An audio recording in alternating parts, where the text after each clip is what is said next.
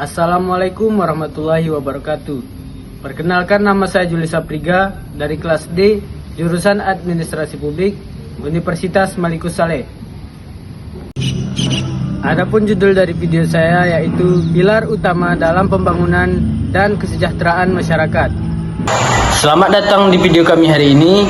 Kita akan membahas topik yang sangat penting dan relevan bagi setiap warga negara Indonesia, yaitu peran pajak dalam administrasi negara.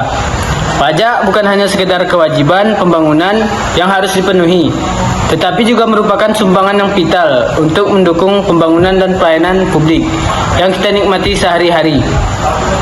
Dalam video ini kita akan menjelajahi 3 peran utama pajak sebagai sumber pendapatan negara, instrumen kebijakan fiskal untuk pengendalian ekonomi, dan alat untuk mencapai keadilan sosial.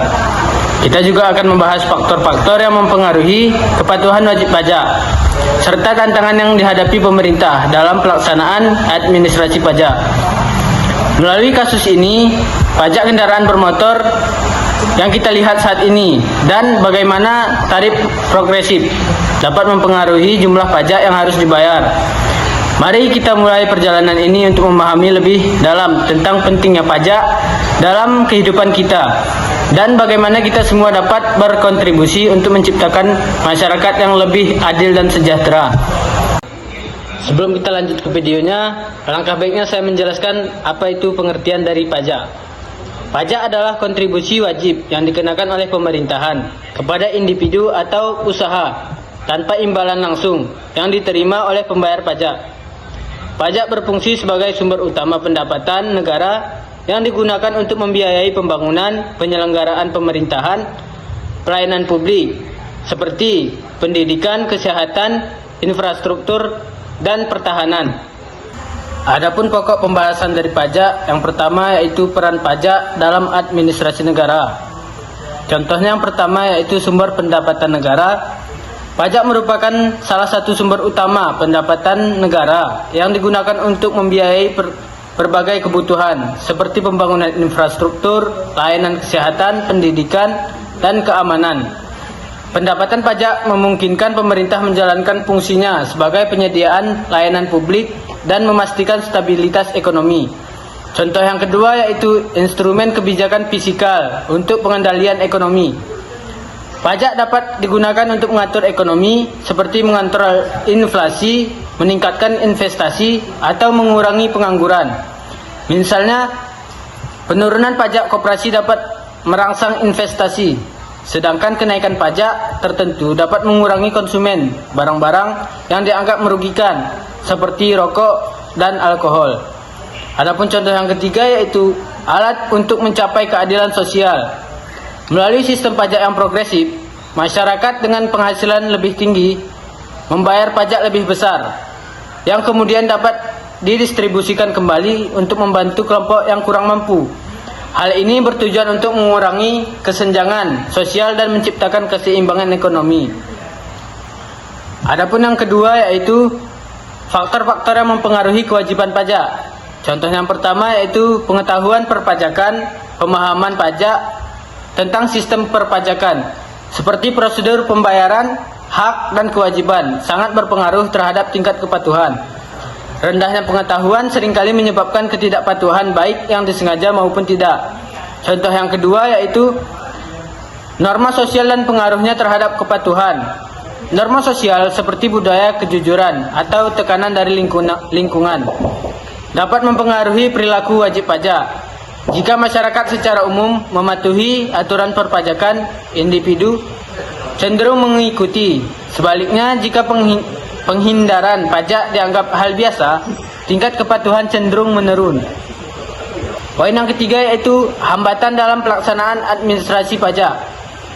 Banyak wajib pajak enggan membayar pajak karena berbagai alasan, seperti kurangnya rasa percaya pada pemerintah, anggapan bahwa pajak tidak dikelola dengan baik, atau karena ingin menghindari beban finansial. Yang kedua itu sistem birokrasi yang rumit.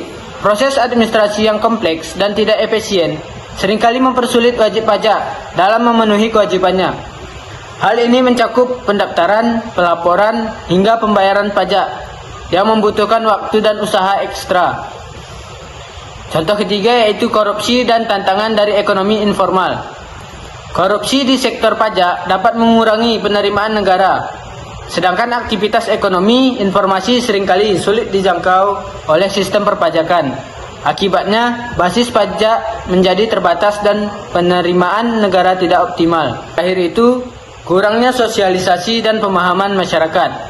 Banyak masyarakat yang belum memahami pentingnya pajak dan cara kerjanya, terutama di daerah terpencil.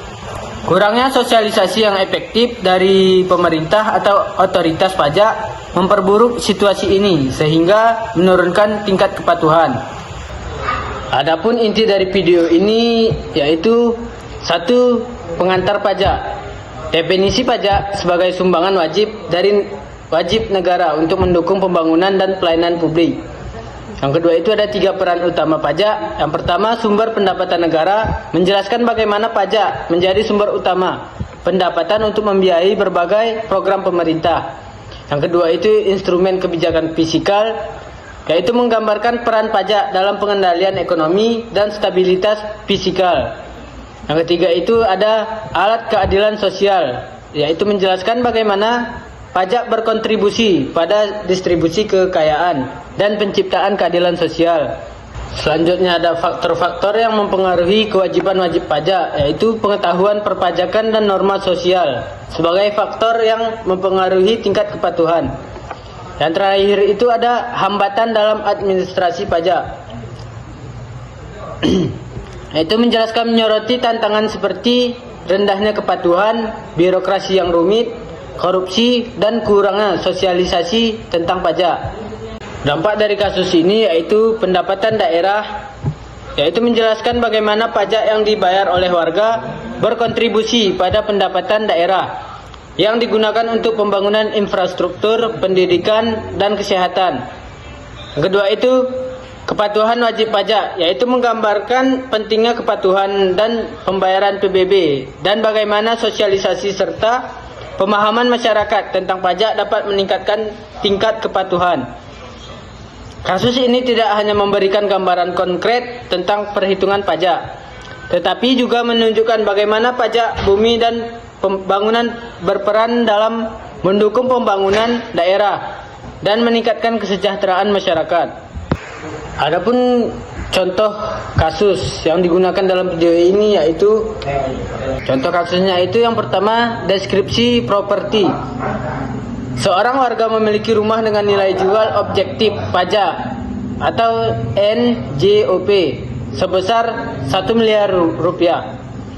Yang kedua itu tarif PBB. Misalkan tarif PBB di daerah tersebut adalah 0,5%. Selanjutnya itu perhitungan pajak. Pajak yang harus dibayar dapat dihitung dengan rumus PBB sama dengan NJOP atau times tarif, sehingga PBB yang harus dibayar adalah sebesar 5 juta rupiah. Terima kasih telah menyaksikan video ini tentang peran pajak dalam administrasi negara. Kita telah menjelajahi bagaimana pajak bukan hanya sekedar kewajiban, tetapi juga merupakan alat penting untuk mendukung pembangunan, menciptakan keadilan sosial, dan menjaga stabilitas ekonomi. Melalui kasus yang kita bahas, kita dapat melihat betapa signifikan pengaruh tarif progresif terhadap jumlah pajak yang harus dibayar. Ini menunjukkan bahwa sistem perpajakan yang adil dan transparan sangat penting untuk meningkatkan kepatuhan wajib pajak. Namun, tantangan masih ada. Rendahnya kepatuhan, birokrasi yang rumit, dan kurangnya pemahaman masyarakat tentang pajak menjadi hambatan yang perlu diatasi. Oleh karena itu, penting bagi kita semua untuk terus belajar dan memahami peran kita dalam sistem perpajakan. Mari kita bersama-sama berkontribusi untuk menciptakan masyarakat yang lebih baik, adil, dan sejahtera melalui kepatuhan pajak ini. Ingatlah, setiap kontribusi kita adalah langkah menuju pembangunan yang lebih baik.